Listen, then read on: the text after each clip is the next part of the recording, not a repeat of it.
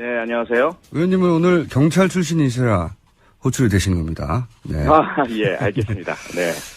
왜냐하면 저희가 이제 지난 주말에 있었던 집회의 발언이나 행동들 정도가 넘어서고 있는데, 이 사전당국, 특히 당장 현장에 있는 경찰들은 왜 가만히 있을까 이런 의문이 있는 거거든요. 지난 주말 집회의 어떤 발언들이나 이렇게 행동들 체크해 보셨죠? 네, 봤습니다. 오늘 저희가 국회에서 안전행정위 전체 회의가 열리거든요. 예. 그래서 회의에서도 제가 이 문제를 경찰청장에게 질의를 할 예정이고요. 예. 지난 주말만이 아니라 지속적으로 계속 위협적인 발언들이라든지 폭력적인 행동들은 있어 왔죠. 예. 그런데 더욱 그 정도가 심해져 가고 있는 상황인 것 같고요.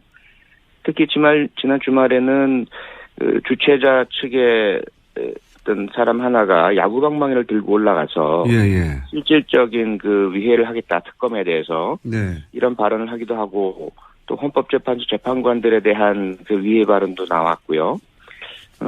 그리고 실제로 길거리 가던 일반 시민을 태극기를 안 든다는 이유로 폭행을 했던 그런 태극기 든 참가자도 있었고요. 예를 들어서 박영수 특검 같은 경우에요. 네네. 이게 이제 굉장히 정도가 심하고 직접적이다. 집 앞에 가가지고 야구방망이 휘두르면서 이제 때려야 된다고, 방망이로 후드려 패야 된다고. 네. 그 사진도 불태우고 목을 따야 된다는 이런 대단히 구체적인 발언들을 친박 단체의 대표 되는 사람들이 연단에 올라와서 했지 않습니까? 네, 그랬습니다. 네. 이런 정도의 발언은 직접적으로 조사 대상이 되는 거 아닌가요? 조사를 해야죠. 조사를 해야 하고요. 네. 기존의 형법에서도 협박죄라든지 또는 폭력행위 등 처벌에 관한 법률 위반의 요소도 있고요. 다수가 함께 했으니까요. 여기에다가 지난 19대 국회 말에 당시 새누리당이 무리해서 정의화 국회의장이 직권상정해서 통과시켰던 테러방지법에 있어서도 요건을 봤거든요. 이거 진짜 테러가 의심되는 상황이니 방지해야 되는 상황이 된 거잖아요. 네, 거의 테러를 조장하고 있는 상황이고, 이게 개인적인 행동이기보단 조직적인 행동으로 보이고요. 예. 누가 과연 이러한 메시지를 준비했고, 또 지시했고, 거기에 따라서 행동하고 있는지, 이 부분에 대한, 면밀한 조사, 배후에 대한 조사, 이런 부분들이 있어야 될 사안이라고 저는 봅니다. 경찰에서는 근데 지금 이런 사안들을 수사를 하고 있지는 않죠. 개별적인 사안, 이정미 헌법재판소장 권한대행에 대한 살해 협박 위협에 대해서는 수사하겠다라고 하는 발표가 나오고 바로 해당자가 자수를 했고요. 예. 그리고 거리에서 폭력 행위가 있을 당시에 해당자 가해자가 특정이 되면 입건하고 있는 상황입니다. 근데 예를 들어서 지금 동영상으로 남아 있는 자유청년연합의 대표라든가 또는 엄마부대 대표라든가 이런 분들이 했던 발언들도 만약에 이것이 이제 과거에 진보 진영의 어떤 단체에서 이런 발언을 주요한 공직자 집 앞에서 집회를 열며 했다면 바로 수사에 들어갔을 거 아니겠습니까? 그렇죠. 예. 바로 입건이 되었을 테고 조사가 됐을 테고요. 무엇보다도 지금 한상균 전 민주노총 위원장 5년형을 선고받고 지금 복역 중이고 항소 중이죠. 예. 상고 중인데요. 그런 예에 비춰본다면 지금 친박 집회에서 행해지는 폭력과 폭력 선동 또 내란 선동의 말까지 모두 본다면 상당히 심각한 그러한 조사와 형사 입건 또 기소 이런 부분들이 있어야 할 상황입니다. 그때랑 비교를 해본단 말이죠. 그렇죠. 그런 적극적인 조사나 입건은 이루어지지 않고 있는 상황입니다. 지금 내란 선동이라고 말씀하셨는데 계속해서 내란 선동에 해당될 발언들이 집회에서 몇 주째 나오고 있거든요. 계속 나오고 있죠. 예. 여기 대해서 소위 황교안 대행의 정부 사이드의 대응은 전혀 없어요. 네, 없습니다. 예, 전혀 없고 그냥 바라만 보고 있는데 오늘 행안위 회의에서 이 문제를 거론하실 거라고요? 네네, 질의를 할 예정입니다. 황교안 대행이 직접 답변을 합니까? 아니면 경찰청장이 나오는 겁니까? 저희는 이제 상임위. 상임위니까. 때문에요. 경찰청장이 네. 총리는 안 나오고요. 예. 경찰청장, 국민안전처 장관, 인사혁신처 처장, 뭐 그런 분들이 나오죠. 중앙선관위원장, 위원회 사무총장. 이 문제는 어떻게 보십니까? 대리인단이 이제 집회 나가서 헌재 결정, 이게 이제 일반인의 발언이 아니라 대통령 대리인단, 근데 변호사들이 이런 발언을 한다는 게 문제인 건데, 헌재 결정에 대해서 불복해야 한다고 주장하고 있거든요. 우선은 헌법재판소의 현재 그 심판에 자신들이 대리하고 있는 피청구인 박근혜 대통령에 대해서 과연 이들이 유리한 일을 하려고 하느냐에 대해 상당한 의심이 들고요.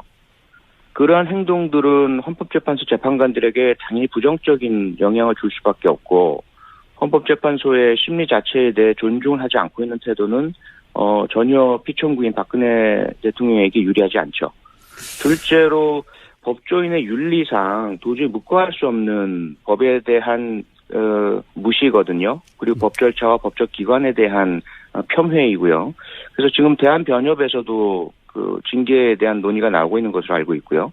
그런데 문제는 지금 말씀하신 것처럼 이들이 단순히 그저 집회 참가자 한 사람이 아니라는 거죠. 네. 헌법재판소의 대리인으로 언론 방송에 계속 노출되면서 일반 참가자들에게는 상당한 신뢰를 준다는 거죠. 이 사람들의 말은 분명히 맞다, 사실이다, 진실이다. 그런 공적 신뢰를 받고 있는 사람들이 집회의 연단에 올라서 헌법재판소의 공정성에 대한 그런 부정적인 발언들을 내어놓고요. 그리고 뭐 내란 선동에 가까운 뭐 피바다니 뭐 이런 용어를 쏟아내고 인용이 되면 뭐 도저히 그대로 진행되지 못할 것이다라는 이상한 그 이야기들을 하는 것들은 일반인들의 선동 발언 이상이라고 봐야 하고요. 그리고 이들이 과연 개별적 개인적인 소신이겠느냐, 이들과 연계된 어떤 조직적인 움직임이 없겠느냐, 이 부분에 대해서 반드시 수사가 이루어져야 될 사항이라고 저는 봅니다. 또 한 가지 제가 좀 전에 이제 자수했던 이정미 재판관에 대해서 살해 협박했다가 곧바로 자수한 그 관련해서 암살단을 모집한다느니 이런 문자나 그런 캡처 화면도 돌아다녀요. 근데 그렇죠. 네. 이런 문자들이 돌아다니는 걸 보면 일반인들은 굉장히 위축되거든요. 무섭고. 네. 이런 사안들은 바로 인지수사해야 되는 거 아닙니까? 왜 경찰이 가만히 있는 걸까요? 수사를 해야죠. 수사하고 있는 중인지도 모르겠는데 수사한다는 공개적인 그런 발표가 없었고요. 예. 그런 부분들이 과거와 많이 다른 거죠. 예를 들어 특히 소위 말해 반정부, 정부 비판 이러한 입장을 가진 사람들이 이런 행동을 했을 때는 바로 경찰청장, 법무장관 이런 분들이 공개적으로 경고라든지 엄단하겠다라든지 이런 발표를 하고 그 이후에 바로 실무 수사진에서 움직이고 수사하고 검거하고 이런 일들이 계속 반복되어 왔었거든요. 그렇죠. 굉장히 신속하게. 네. 그리고 정당에서 여권에서는 규탄하고 난리가 나죠. 그럴 경우에는. 그렇죠. 특히 여당에서는 가만 안 있죠. 나와서 정론관에서 기자회견하고 정부에 대해서 빨리 신속 수사해라 이런 이야기도 하고요. 그다음에 그럼 정부는 신속하게 수사합니다, 진짜로. 그렇죠. 예. 배후에 있지 않느냐라면서 야당을 공격하기도 하고 이런 일들을 계속해 왔죠. 그러다가 끝에 가면 보통은 이제 종북 세력의 지령을 받은 걸로 결론이 나가는데. 네. 이게 지령이 전혀 다른 곳에서 나와서 그런가. 이게 저는 이제 불만이 왜 이렇게 수사가 안 되고 이런 불안한 뉴스가 계속 나오고 광장에서 저런 발언들이 왜 정치적 주장을 하는 건 상관없는데 누구를 해친다, 목을 딴다, 눈을 어떻게 한다느니, 뒤통수를 친다느니, 당사자들이 들으면 굉장히, 무섭거든요, 정말. 박영수 특검이 밤에 벽돌로 치라고 한다든가, 방맹이로 머리를 치라고 한다면, 그 얘기 들으면 정말 무섭습니다. 네, 저도 그런 협박을 받고 있는 사람 중에 하나고요. 광장에서 제 이름도 나오고 있고, 일반인들께서도 정작 그러한 지목되는 사람이 아니라 하더라도 무섭죠. 그런 분위기가. 네, 그런 분위기가 있다는 것 자체가 공포를 불러일으키고 그것이 테러거든요. 그것이 테러리즘이고요. 근데 이 부분에 대해서 우리 경찰이나 정부 당국에서는 침묵으로 일관하고 있는 것이 소위 말해서 이것이 백색 테러, 화이트 테러리즘이기 때문이거든요. 예. 백색 테러란 것은 뭐냐면 테러 공포를 야기해서 원하는 목적을 달성하려고 하는 범죄적인 행동이긴 하지만 그 목적이나 방향성이 기존 체제나 정부에 대한 옹호 또는 지지 방향이다라는 거죠. 이렇게 백색 테러라고 해서 가만히 있는다는 것은 그야말로 뭐 정치적인 중립성이라든지 준법, 법치주의 이 부분에 대해서 정부나 경찰 스스로가 완전히 방기하고 손을 놓고 있는 반헌법적인 태도라고밖에 볼 수 없습니다. 친정부 테러라고 해서 봐주는 거 아니냐 이렇게 생각할 수밖에 없는 거죠, 계속해서. 그렇죠. 바로 그런 시각인 거죠. 네. 이게 굉장히 불만이고 이게 이제 하루 이틀이 아니라 너무 지속되고 이제 점점 강도를 더해가다 보니까 사람들이 불안해합니다. 이렇게까지 불안한데 이렇게 공개적이고 그리고 다 동영상도 남아있는데 왜 그냥 두느냐. 그래서 경찰 출신에서 불려 나오신 거예요, 오늘. 네네. 제가 경찰 출신으로서는 사과를 드리겠고요. 국회 안회행위위원으로서는 오늘 이 부분을 추궁하고 문제 제기하고 바로잡을 수 있도록 노력을 하겠습니다. 또 한 가지만 더 말씀드리고 싶은 것은 이게 실질적으로 뭐 미국이나 러시아나 유럽에서도 이런 극우 백색 테러에 대해서 방관을 하다가 미국 같은 경우는 이제 오클라호마 연방청사 폭파라는 엄청난 그 백색 테러가 있었고요. 네. 그리고 노르웨이에서도 잘 아시겠지만 얼마 전에 그 우익 청년이 총을 난사해서 상당한 사상자 나왔던 엄청난 테러 사건이 발생을 했었죠. 최근 발생하는 모든 테러 사건들이 대부분 이런 극우 성향의 초국가주의 주장하는 그런데 이 사람들의 주장을 방관하다가 결국 그런 엄청난 테러로 이어지거든요. 자, 그럼 오늘 경찰총장에게 강력하게 촉구해 주시고요. 또 한 가지 네네. 제가 여쭤보고 싶은 것은 최근에 이제 이런 발언들을 뒤에서 더 부추기는 게 이제 소위 가짜뉴스 아니겠습니까?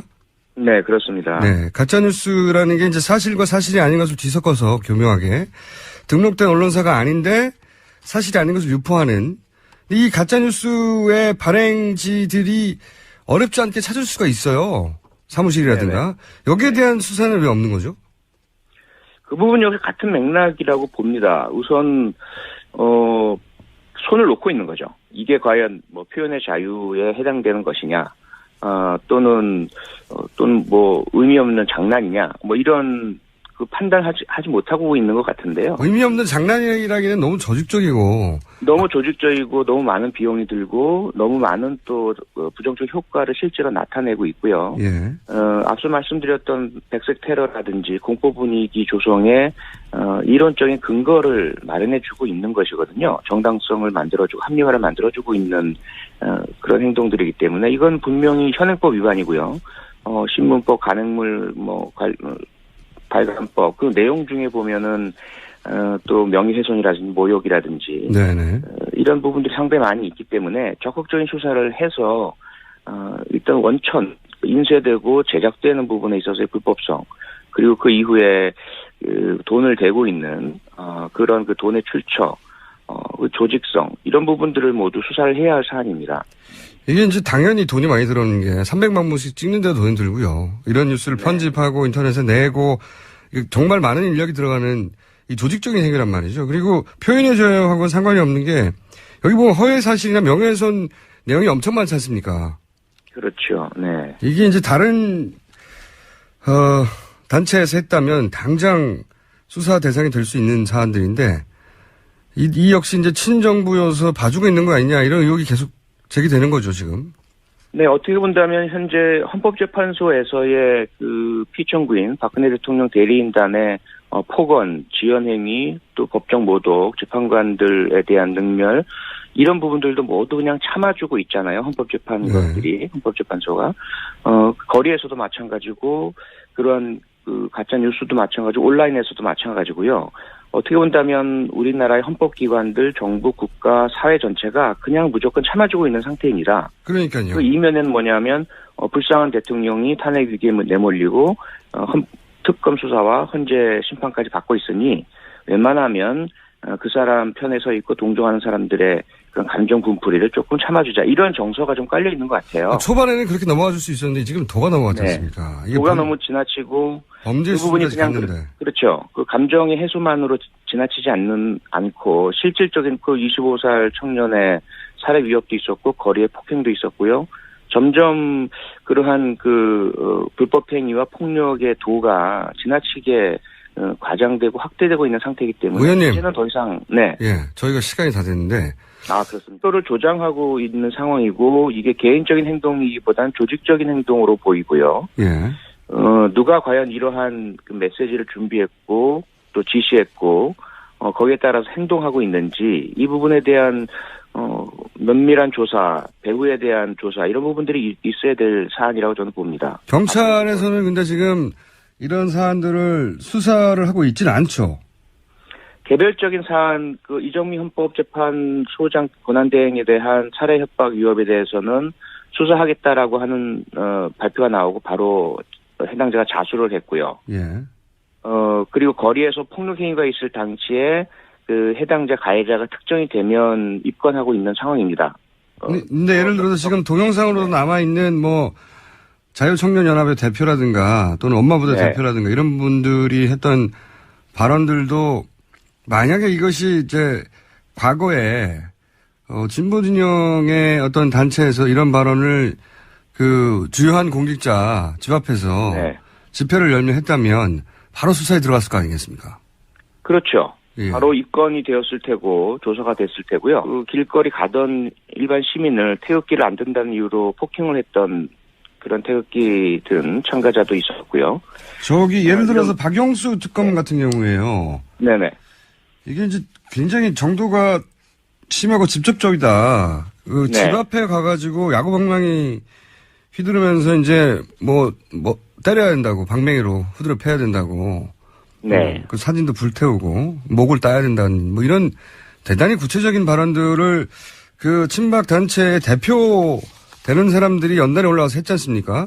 네, 그랬습니다. 네. 이런 정도의 발언은 직접적으로 조사 대상이 되는 거 아닌가요? 조사를 해야죠. 조사를 해야 하고요. 네. 기존의 형법에서도 협박죄라든지, 또는 폭력행위 등 처벌에 관한 법률 위반의 요소도 있고요. 다수가 함께 했으니까요. 여기에다가 지난 19대 국회 말에 당시 새누리당이 무리해서 정의화 국회의장이 직권상정해서 통과시켰던 테러방지법에 있어서도 요건을 갔거든요. 이거 진짜 테러가 의심되는 상황이니 방지해야 되는 상황이 된 거잖아요. 네, 거의 테러, 무엇보다도 지금 한상균 전 민주노총 위원장 5년형을 선고받고 지금 복역 중이고 항소 중이죠. 예. 상고 중인데요.